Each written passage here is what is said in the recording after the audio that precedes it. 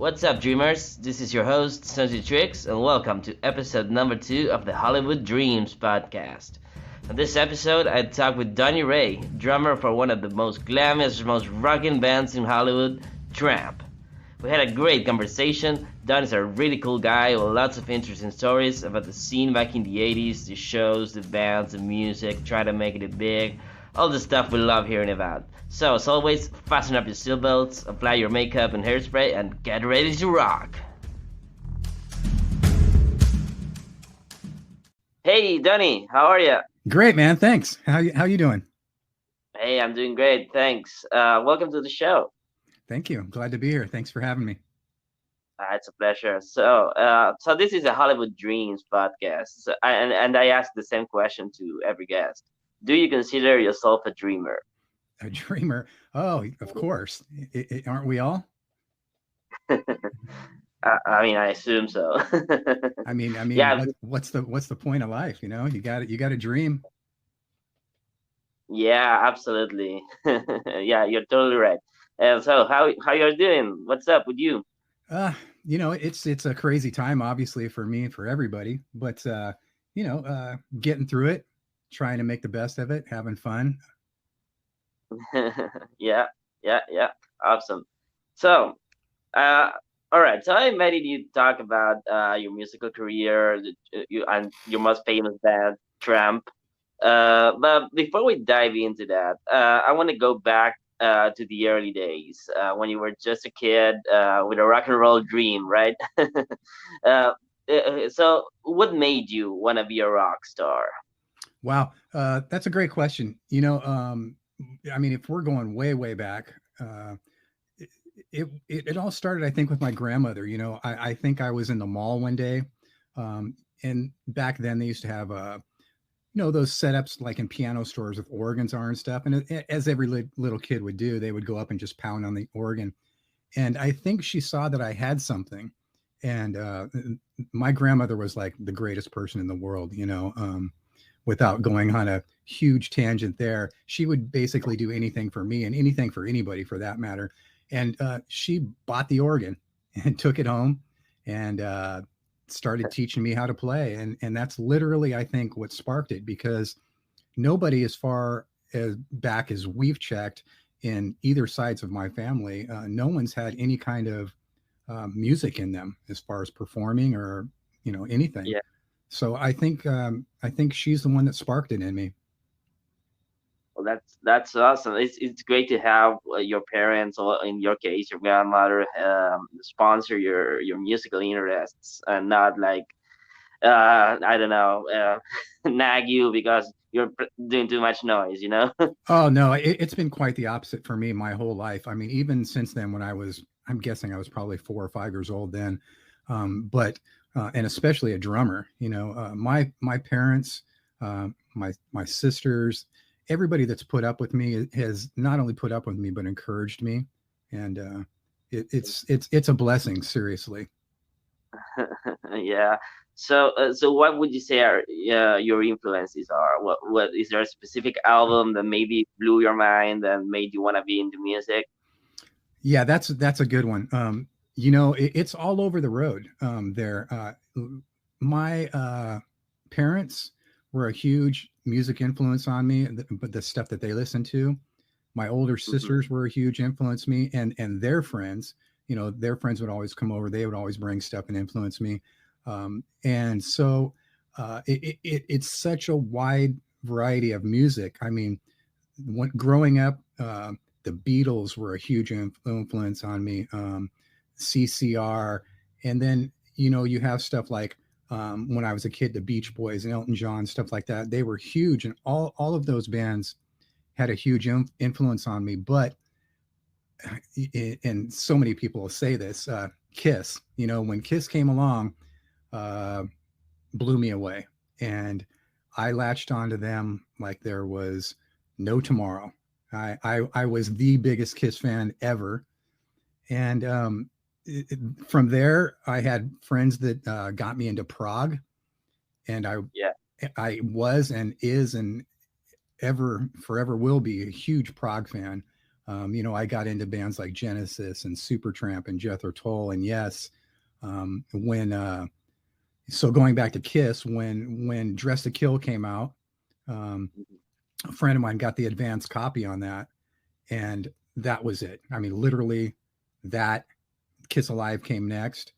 And then as far as the prog stuff goes, when 2112 came out by Rush and All the World's a Stage, and hearing that drum solo by Neil Peart, come on. I mean, that. Yeah. So if I had to say Kiss, Rush, the Beatles, those are probably my top three influences. Yeah, well, it makes sense. I mean, you got like your loud guitars, but also like a melodic aspect to it. Yeah, With, I mean, with all of those bands covered every aspect of it. When you're talking about just those three right there, Beatles, Rush, and Kiss. There's, it's the spectrum's yeah, full right there. Yeah. absolutely. Yeah, totally. So you've been playing in bands since being really young, right? Yeah. The first band I put together, I was, it was sixth grade. And I was, let's see, the music director in sixth grade, um, Jim Davidson. And you know what? I attribute so much to him. If it weren't for him, I probably would have never done anything because he helped me out in so many ways. I didn't even have a drum set at the time, and he Right. loaned me the school's drum set. I could take it home. Oh wow. So he knew that I had talent, and they were doing when you go to school, they have those performances the band will perform or whatever. Hmm. And he called me up on stage in front of the whole school just to do a drum solo. And a guy that I hadn't met yet in sixth grade approached me, and because of that drum solo, and said, "Hey, do you want to get a band together? I already have a band, but I'll leave that drummer and hook up with you." And coincidentally, that drummer ended up switching over to guitar. And so we formed our first band right there. And then another friend of mine played bass, and that was it. Sixth grade. Yeah. That's cool, man. So what year was that? That was, now I'm dating myself, 1976. I'm an old man. All right, I Yeah. wouldn't say that. Yeah. So my first band was formed in 1976. That's cool. And I'm looking at your biography. You got your web page, right? Mhm. And I'm seeing a lot of names here. 1977, 1981, 82. You seem to jump around a lot. At least before you got into Tramp, right? Oh yeah. I mean, if you want to go down that road, the way, I mean, if this is something you, I mean, you can edit this if you want. If you want to go down the road of me telling you basically how Tramp began, that's literally right. What you were just talking about is the beginnings of Tramp. Yeah, man. I mean, go ahead. Okay, so the way Tramp started, like so many bands, one or two of the guys in the band will end up meeting in one band and go to another band and so on and so forth. And that's kind of what happened to me. When I was going into, I think it was the summer going into 11th grade. I was born and raised here in Southern California my whole life. And Okay. the summer going into 11th grade, my family moved out to the river, which, in case you don't know, that's it's like the tri-state area where California, Arizona, Nevada's at. Most people know Yeah. Laughlin, Nevada, so it was right near Laughlin, Nevada. Okay. So I moved out there and did my last 2 years of high school there. There, I met quite a few musicians. One of them being Paulie Andrew, who ended up being the singer for Tramp. He was Hmm. living there at the time. He's a SoCal guy himself. He was from Long Beach, and he ended up moving out there with his family. We met out there, which is already a huge coincidence, huge strange ordeal. He ended up being a singer in a band that I was putting together there. I had hooked up with other players like Benny Doyle on guitar and Jim Spinker on guitar and Paul E.T. Weddle on bass and guitar. And we ended up forming our first band out there, and that was Nemesis. And we ended up changing a few players in that band, which later on that became Delusion. And then through a few more changes, that band evolved into Nasty Habit. And that is where it gets very important. Nasty Habit was a band that we played. Actually, all three of those bands played the circuit there in the tri-state area. And we played everywhere. We were renting out halls like Chambers of Commerce and stuff like that because the crowds were so huge. There'd be 300-400 people show up. Yeah. So we couldn't just be playing at the typical bars, although we were, because the bars were paying us well. We were playing at the bars 3 nights a week, sometimes 4. Oh, wow. Yeah. So what ended up happening is, here's another name I'll throw at you that everybody's going to know, Ross Robinson. He is basically the founder of nu metal, Korn, et cetera, et cetera.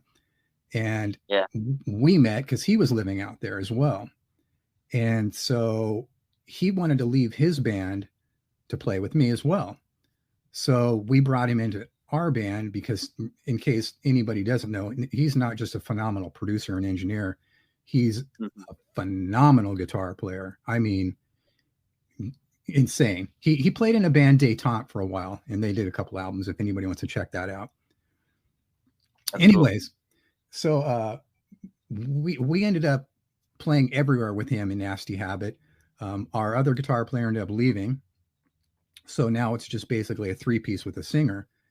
And Ross's mom wanted to start managing us.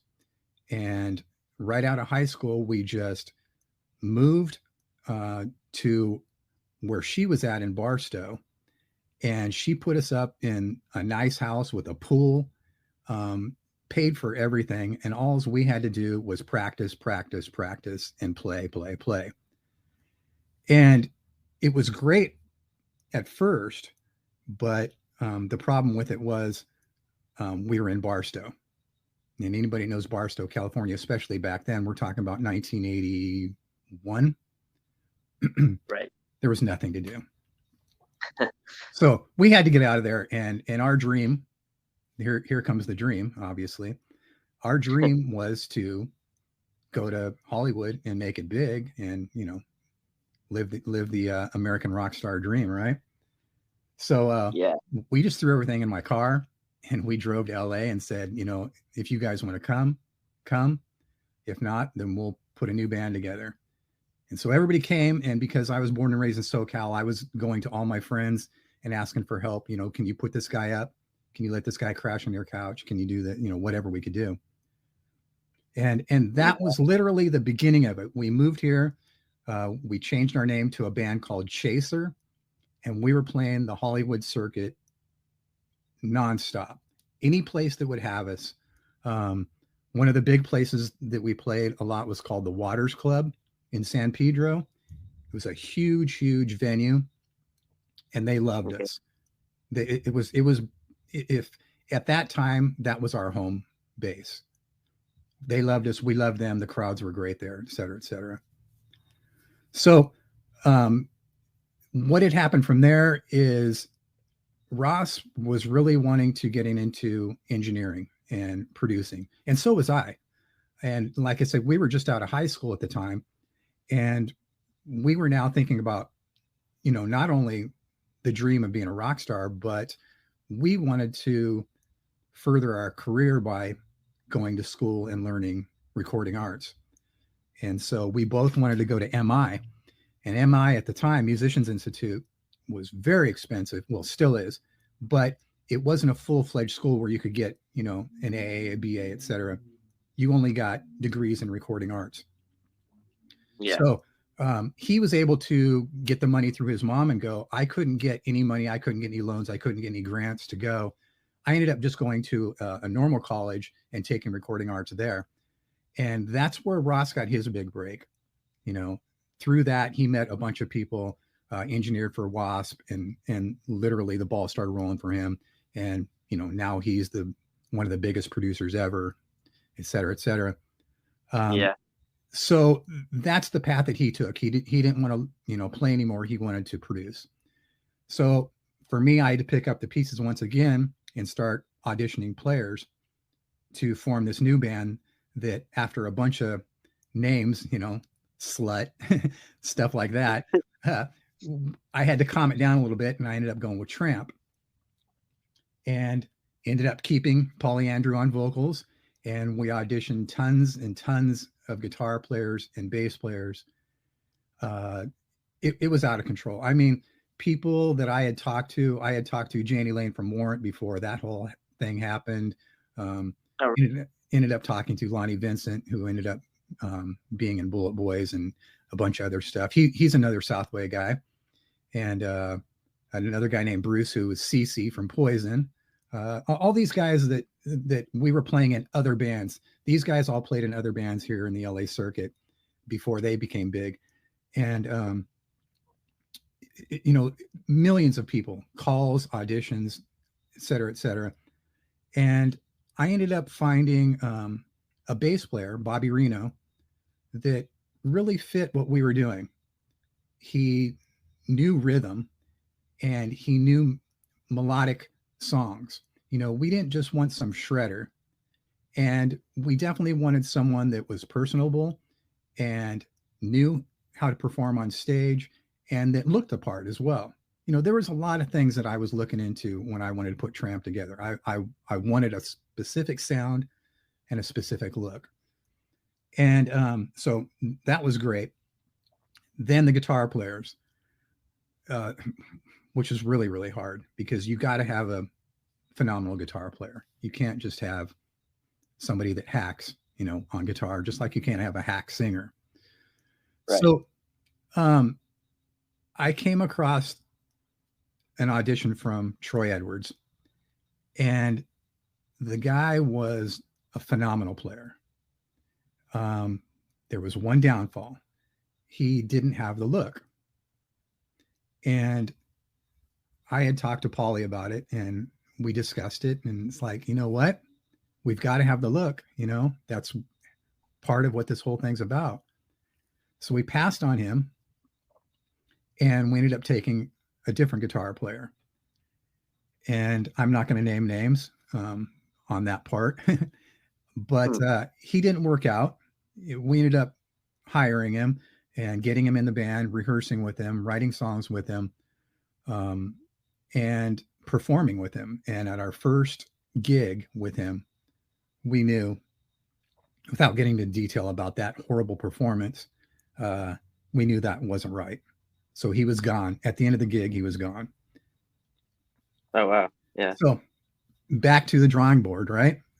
Holding auditions for guitar players again. And this time we had even more than last time, because people have already started to hear about Tramp. And who shows up again but Troy Edwards? And our jaws hit the ground, because it had only been a matter of months. His hair grew out.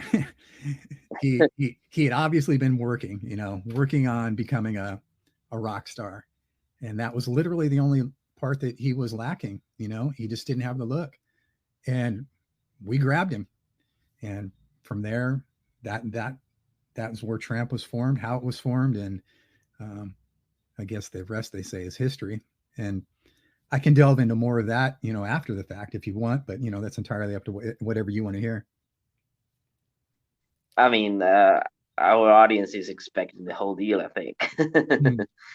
But so, and so you started playing the LA club circuit, right? And what did you have, like a favorite club to play in? So yeah, I mean, we started playing everywhere. Tramp was literally not going to be held down by the name of a club or where it's at. I mean, we would play any place. We would play the smallest bars to the biggest venues that would take us. And of course, you know, the Hollywood circuit was everything. I mean, if we weren't playing a show, we were rehearsing. Yeah. And if we weren't rehearsing, we were hanging out on the Hollywood Strip, picking up chicks, partying, handing out flyers, promoting our gigs, and all of the clubs. They were all good to us. Um, this was at the time when Bill Gazzari was there, and Hmm. he was wonderful. We did very, very well there. At one point, we had the attendance record there. Um, Warrant came in shortly after and broke that. But you know, if I had to pick a favorite club, if that's what you're asking in the Hollywood circuit, um, that would be a tough one because they were all so good. The Roxy, the Whiskey, but Yeah. uh, Gazzari's was very good to us, and the stage was nice. The backstage area was okay. The load in for the crew was horrendous. I don't know if you know about that. People that do know about it will be laughing when they hear this because yes, any band that's ever played there knows that the crew cannot stand the load in at Gazzar's. You had to go down a flight of stairs.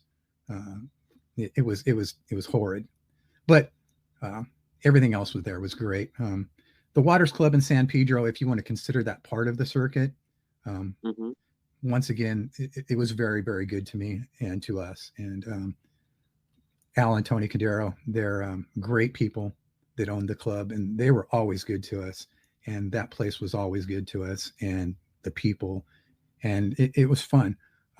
So, as far as Hollywood, I would have to say Gazzari's, and as far as the whole circuit, um, Waters Club was really, really great.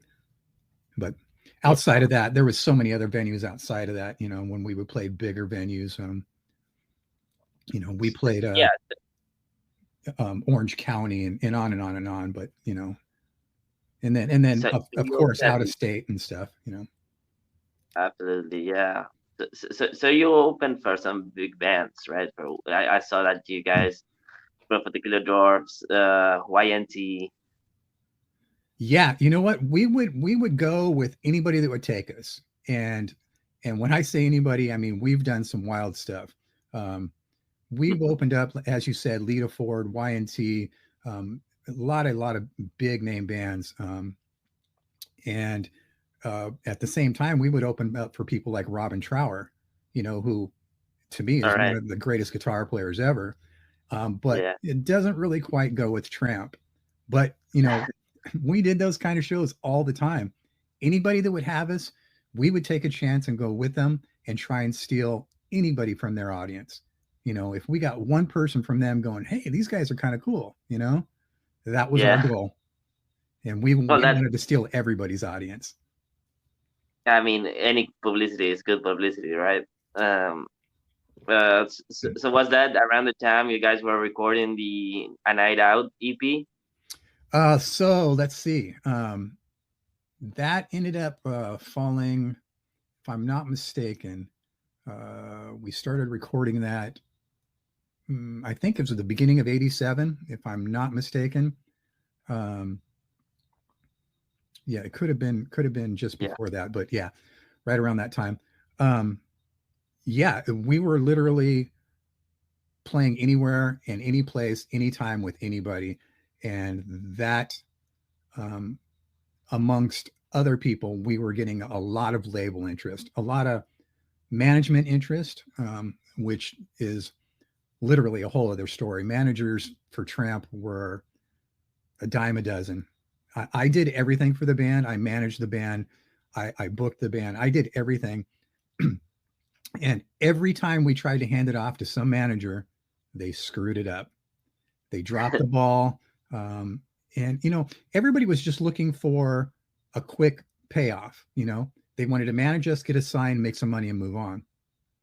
And none of them could accomplish that.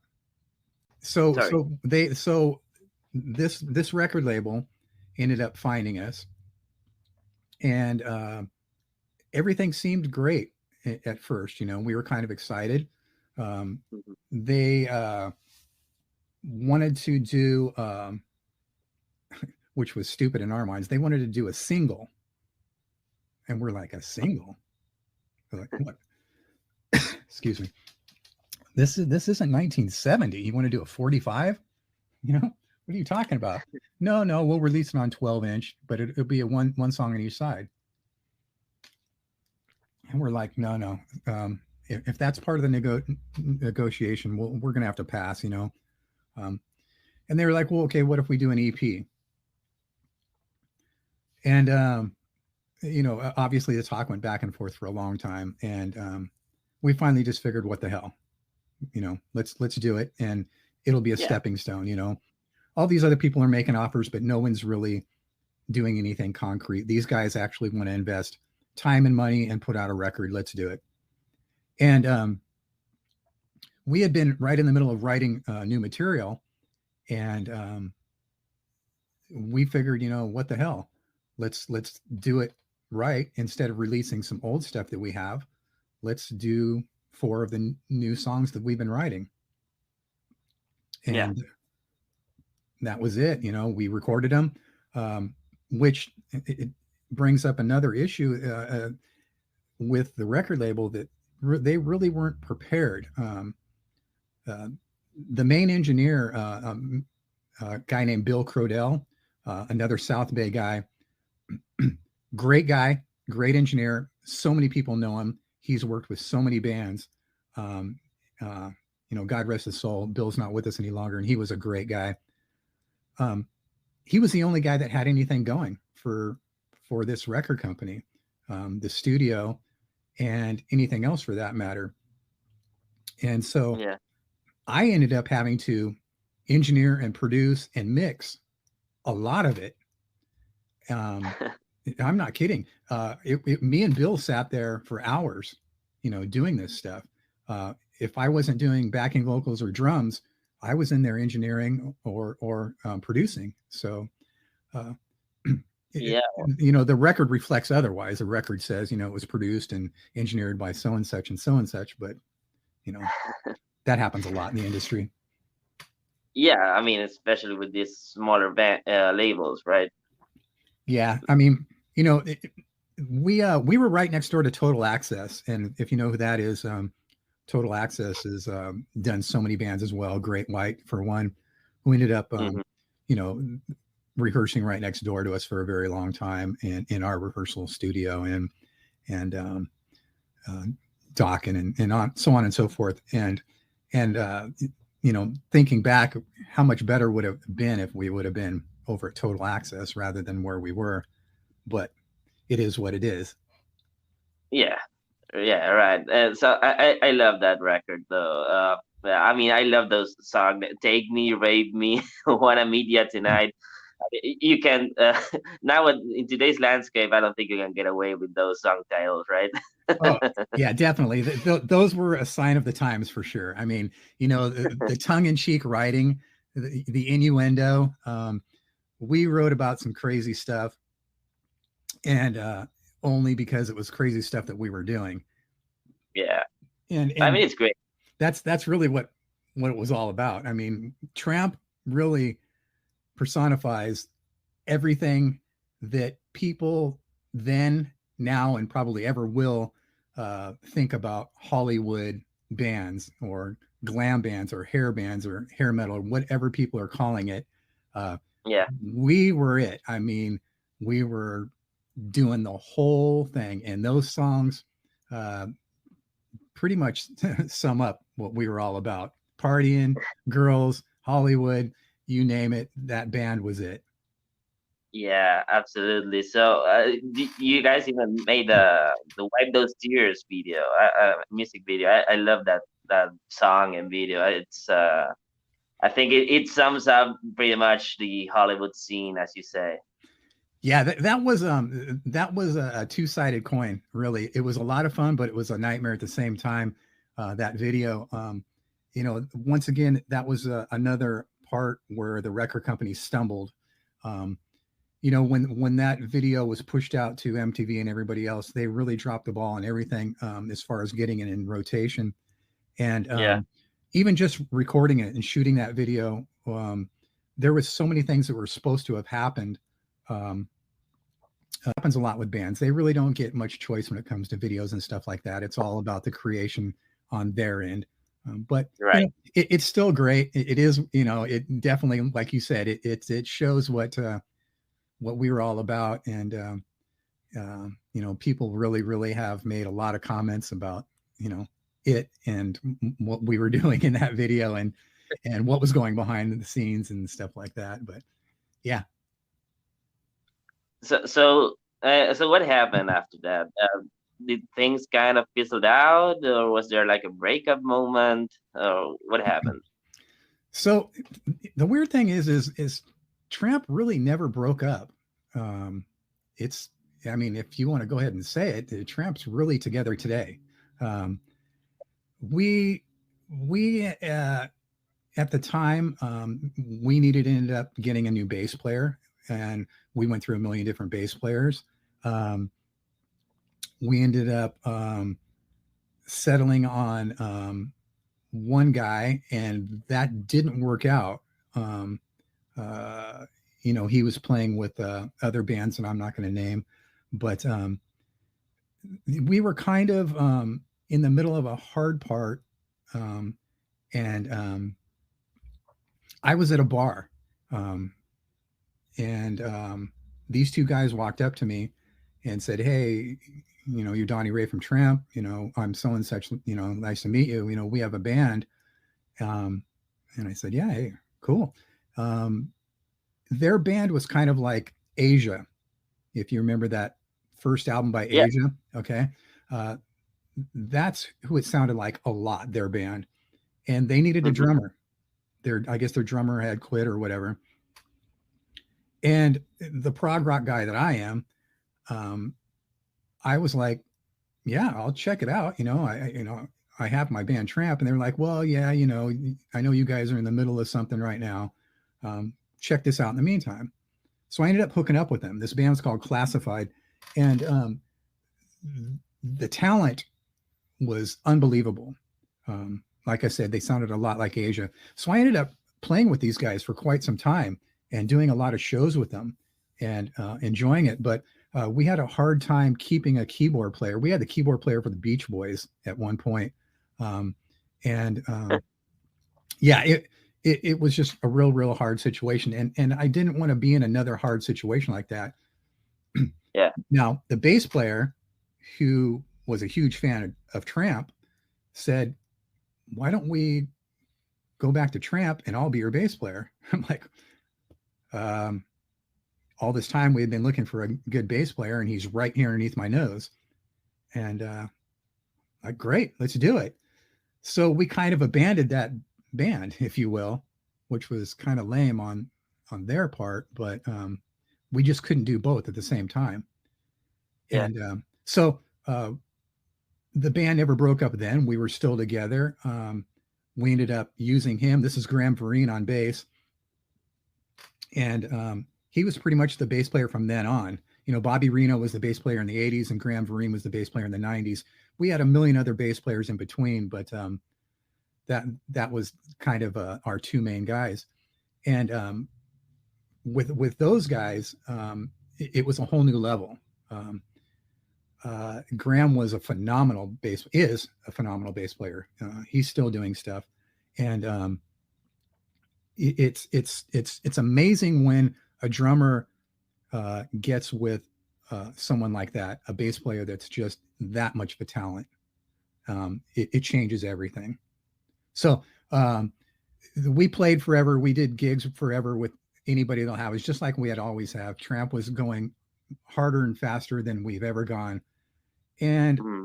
we were getting ready. Well, let me preface this by saying along the way, we were making demos. And prior to getting Graham in the band, we even recorded a full length album. Oh wow. Yeah. So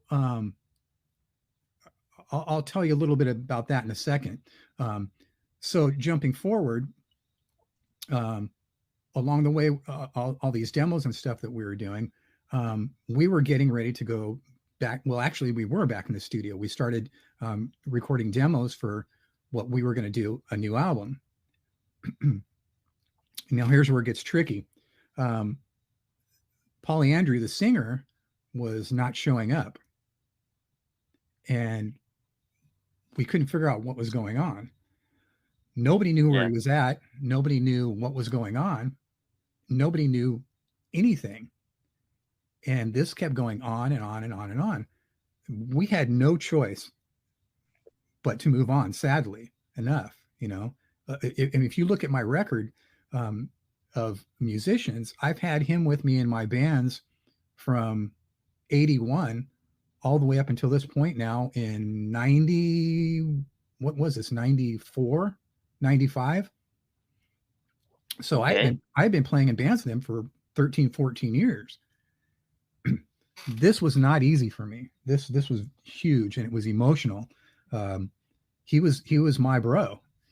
And so we ended up having to, hold auditions again now for a singer for Tramp. And but he never gave like an explanation of why he wasn't showing up. Or? So yeah. Let me preface it by saying it's kind of hard because this part's really tricky. If you want me to go ahead and jump forward to 2010.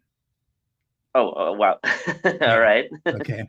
So 15 years have gone by. And throughout these years, I had been talking to anybody I can about where he went, what happened to him. So he just disappeared. He literally fell off the face of the planet. I don't really want to get into how and why and what happened to him personally. That's his story to tell, not mine. But I ended up finding him. I got a number from somebody. I called the phone number. He answered it. He was on a bus in Las Vegas, and he broke down crying. And I said, look, man, we are at 2010 right now. This is our 25th anniversary. I would like to do a reunion. What are you doing? Can you do it? When is it? He says. I said, it's in 2 weeks. I had this thing going on where I do a reunion once a year for all my close friends and family only. It's not public. And all right. I do this every year. And this 25th anniversary of Tramp, I really wanted to get the guys back together and play. So 2 weeks later, he shows up at the gig. We hadn't seen him for 15 years.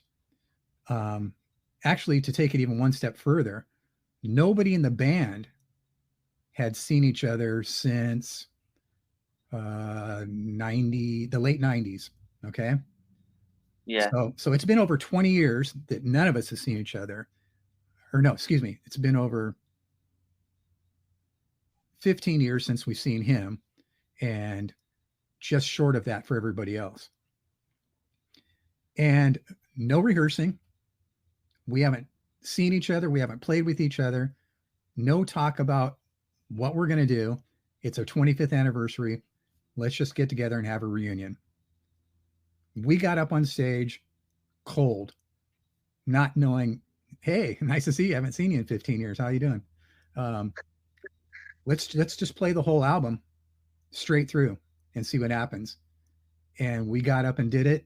And I think if you search the internet, there's some people that recorded it and posted it out on the internet. And I'll tell you, for a bunch of guys that haven't been together in that long a time, I think we pulled it off quite well. It was a lot of fun.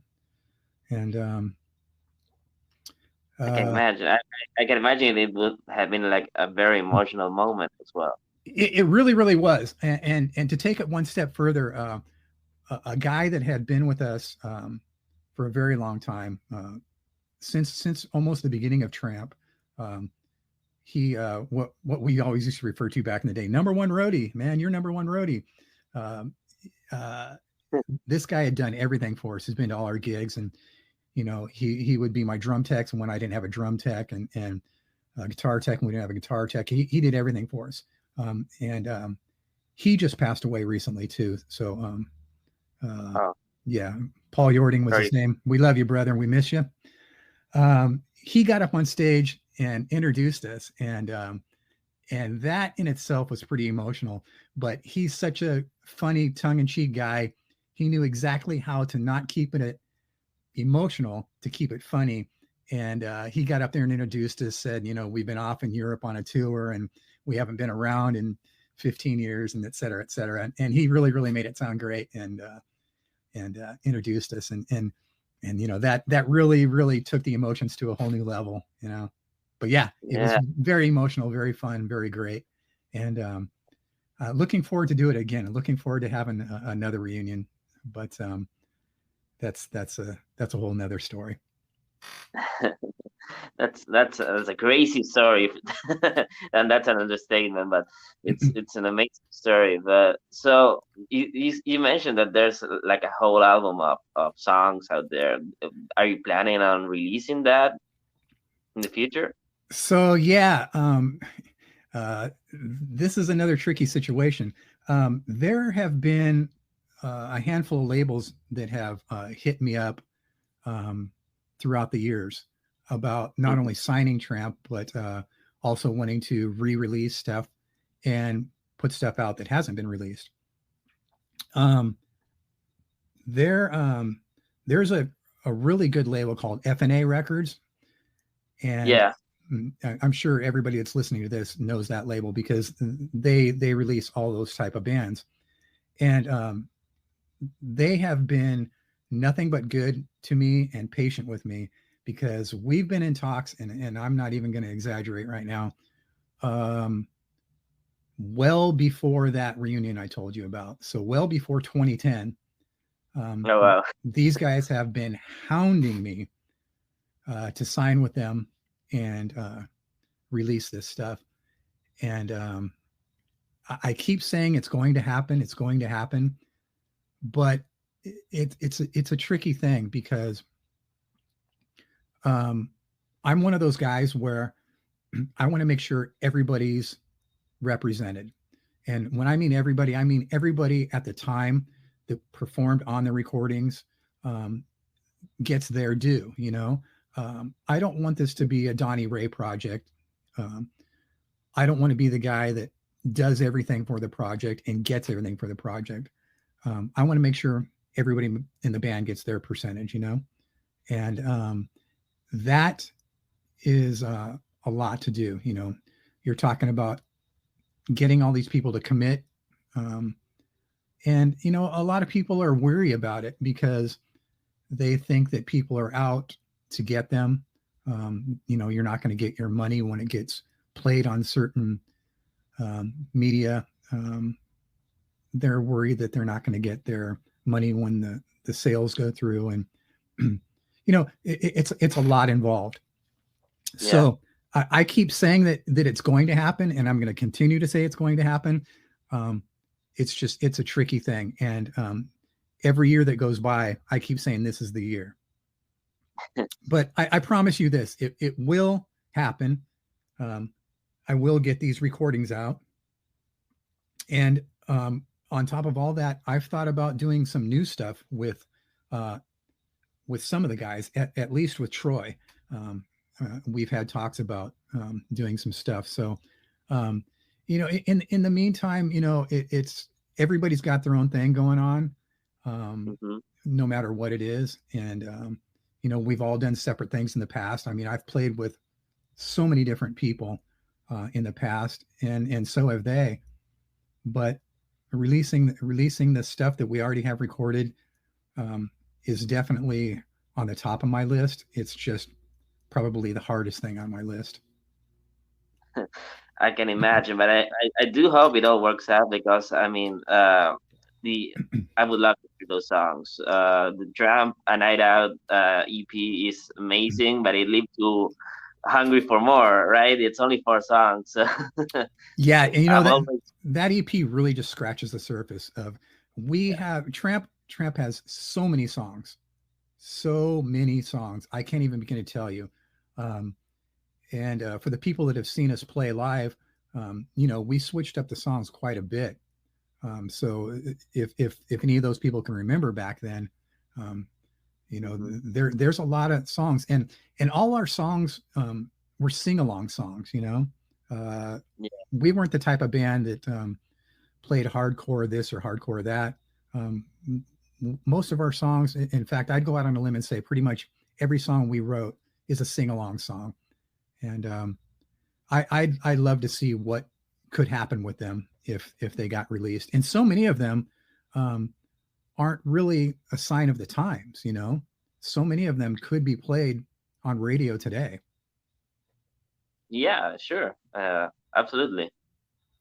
Oh, well, I do. I really hope it all works out and they find and you're able to get that record done because yeah, I'm sure a lot of our listeners are thinking the same thing. Yeah, I've had contact from a lot of people about that.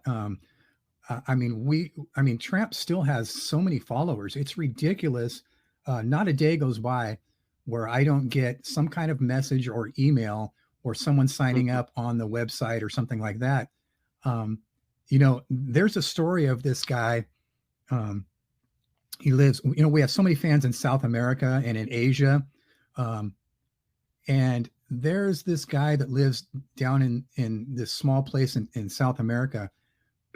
And he obviously doesn't have money, and he's just this kid. I think if I remember right, he was 15, 16 years old, something like that. And he told me stories of how much he loved Tramp, and how he wished he could have seen us and wishes he had the album. And I was like, you know what, if I had a copy of the album, I would send it to you. I promise you, when it gets released, we'll do something about that. Well, if it, and I hate to say this because I don't promote bootleggers at all, but there are some people out there bootlegging that A Night Out record. And All yeah, so if anybody sees that, try and if you can, I know you want the record, but try and steer away from them. They're making money off us, and we're not getting the money for it. But they claim to have original records, and they're selling as much as up to $500 and $600 a piece. Oh And wow. yeah, you see them all over the place for 100, 200, $300, but I've seen them upwards of $500 and $600 a piece. Anyway, this kid ended up saving enough money, and he found one of these guys that sold it to him. I think he said it was like $200.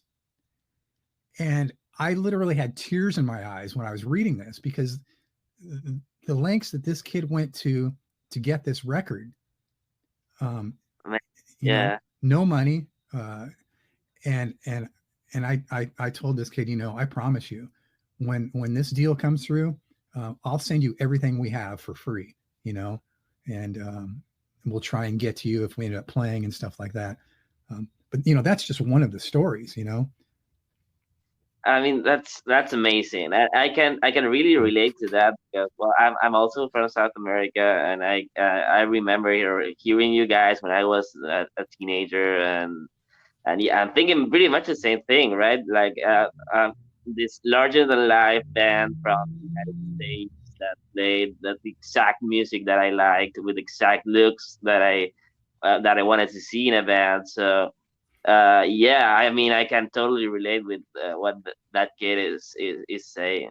That's great. You nailed it when you said larger than life. That's so funny that you said that. And when going back when we had to replace Polly Andrew and get a new singer, we it was hard for us.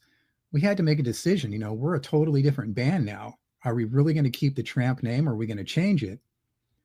And we kind of did both. Um, Mhm. we ended up playing under the name Larger Than Life, which we ended up going in the studio and recording another EP. Um, with Juan Crucier, the bass player from Rat. We Oh, ended up, we went into his studio, and he engineered and helped produce the record, and and we ended up doing a full length album as well, at Jet City Studios, and with this new singer, and now the problem is, it's basically Tramp, but we ended up having to do gigs, and we didn't want to use the name Tramp. So Larger Than Life, which we were naming the record, is going to be Tramp Larger Than Life.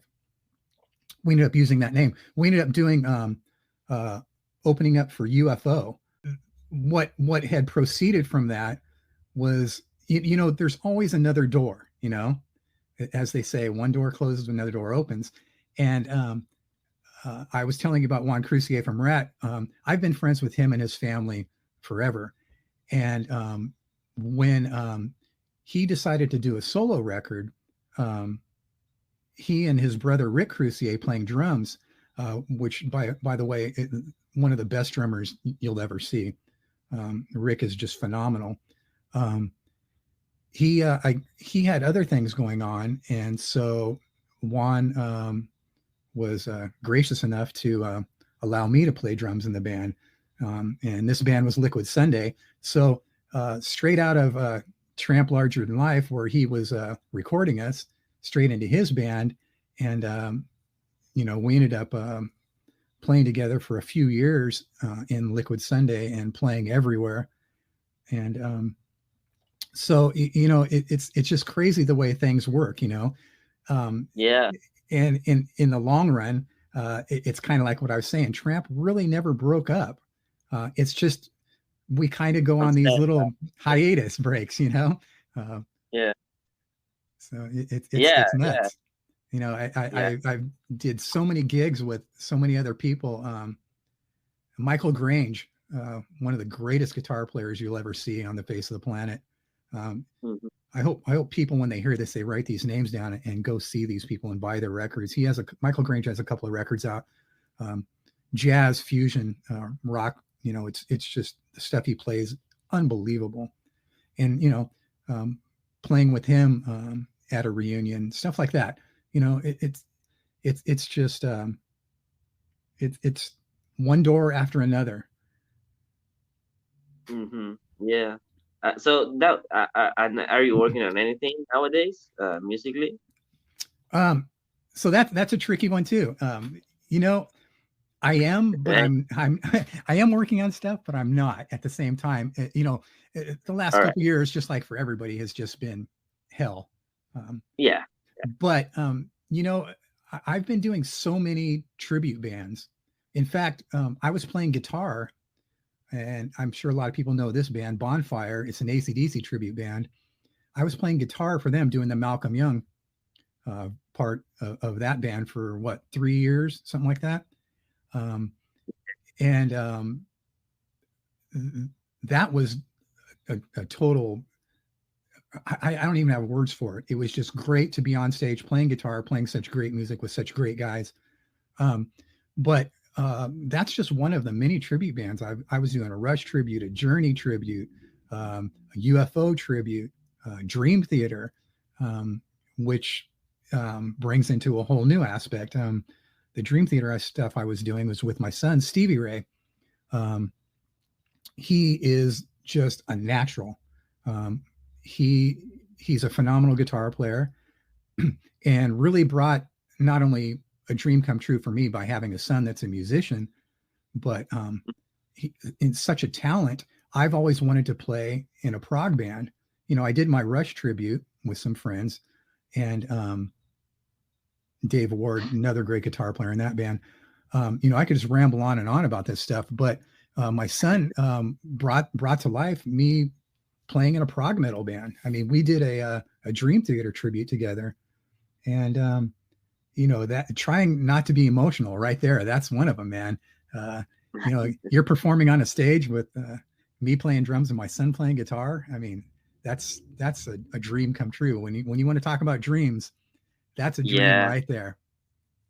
Yeah, I can imagine. Yeah, absolutely. Well, So I mean, you've been pretty busy. yeah. I mean, I try to stay busy. We play together a lot. I have the studio here at home, and Mm, the drums, everything's set up. I could literally just turn on the drums, my electronic drums right now and play. I could turn on the Marshall and grab a guitar. So at any time I could just pick up anything and play. Um, so I'm always busy, always doing something. But as far as being out in it, that's kind of where uh, the line's drawn. I really haven't been out doing anything yeah. publicly. Well, none of us have been really for the past 2 years, right? Yeah, Um, that really just, I mean, COVID. I lost a lot of good friends. I lost some mm, family. COVID just is a nightmare, and the mental health that it brings on in some people, including myself. It just it was such a really bad thing, and yeah. but that's a whole other subject right there. Yeah. Well, hopefully we're over the bend now, at least. Yeah, I really hope so because it's for something that should have never ever happened. Let's just hope that's the end of it. But I think we're all kidding ourselves if we think it's never going to be um, around again. I think it's going to be around forever. Just like how colds and the flu are around forever. I think this thing's going to Yeah. hide where it can and come out whenever it can. Yeah. Yeah. That I agree with that. Yeah.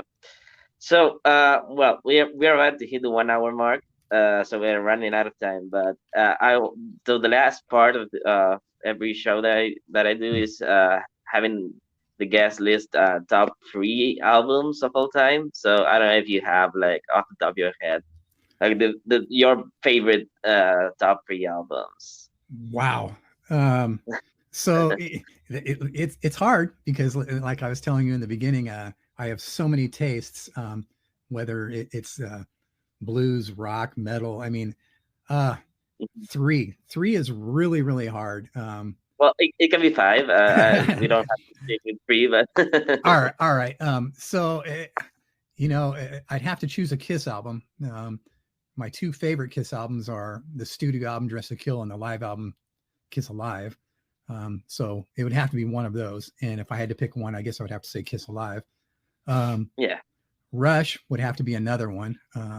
And so many good albums there, Caress of Steel, Hemispheres, Farewell to Kings, 2112, of course. But um, it would have to be probably their live album, All the World's a Stage. Um, yeah, great album. UFO is another one. I think Strangers in the Night, the live album by UFO, is probably one of the best albums of all time, right up there with All the World's a Stage by Rush and Kiss Alive. Um, Yeah, you know, Dream Theater, um, so many good albums by them. Um, but Metropolis Part Two is uh, is a phenomenal concept album and probably um, right up there with one of the best concept albums ever. Right up there with 2112. So that's what is that? We at four now. Kiss, Rush, UFO, Dream Theater. Um, yeah. the Beatles, Abbey Road. Um, Oh, yeah, absolutely. I mean, I could just go on and on. Jethro Tull bursting out. Yes. It just goes on and on and on. So picking top three or top five is really hard. But there you have it. You have a good indication of where I'm at. Yeah, I mean those are all great albums, and I think it's a good summary of what your music career ended up being as well. I mean, I can see those influences coming up coming It, up from your music. I appreciate that. Yeah, I mean, they all of those bands, all of those people really grew on me. There's tons of others in the metal world and and in the blues world, Al Di Meola. You know, the list just goes on and on and on. But they all have little bits inside of me that I'll always love, and hopefully comes out in my playing. Absolutely. Well, I love that. Okay, so you a lot for being on the show. I love having you here. I think we had a great conversation. No, I really appreciate that. I'd like to go out with just saying one thing to anybody that's listening, and hopefully they'll um, push this out to anybody that's listening to them. You know, the Beatles said it, all we need is love. Love is all we need. I really want to take that one step further, and I always have tried to take it one step further by saying consideration. You know, love is great, but love can start wars. You know, definitely learn to love one another, love everybody, but be considerate to everybody and everything.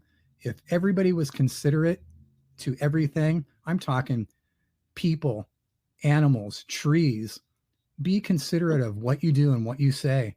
The world would be a better place. And if everybody could just live by that, that would be a dream.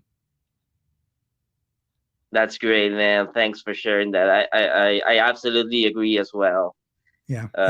And I really appreciate you having me on the show. No, it was great, man. I hope to have you back when you finally come up with the Tramp album. Yeah, anytime you want to have me back, or anytime you want news, feel free to call me, man. You know, hit me up any For of sure. the socials and For sure. you know, anything Yeah, else yeah, you yeah. need from me too. Just let me know if you need some links or anything like that. You know, and I hope people get out maybe some of the names that I dropped in there. They'll go out and buy their stuff as well. Will do, man. Thanks. Take care now. Hey, you too. Thanks again. I appreciate it.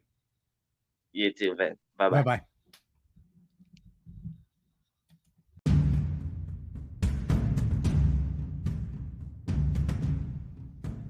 Alright, folks. Sadly, that's all the time we have for today, but what an episode, right? Don't forget to hit the follow button on Spotify and share it with your friends. You can also follow us on Instagram at hollywood.dreams.podcast. And rock on!